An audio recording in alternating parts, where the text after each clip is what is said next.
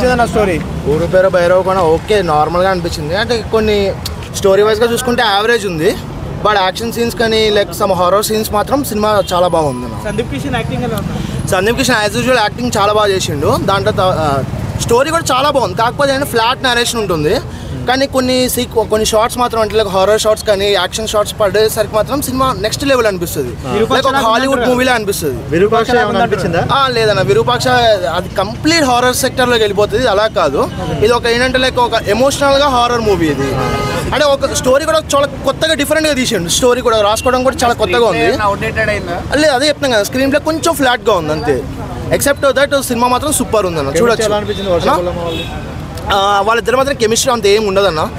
Especially మనం ఏదైతే యూట్యూబ్లో చూస్తున్నాం 2 songs ఆ 2 songs తప్ప నార్మల్గా వాళ్ళిద్దరి మాత్రం కెమిస్ట్రీ ఏమి ఉండదు.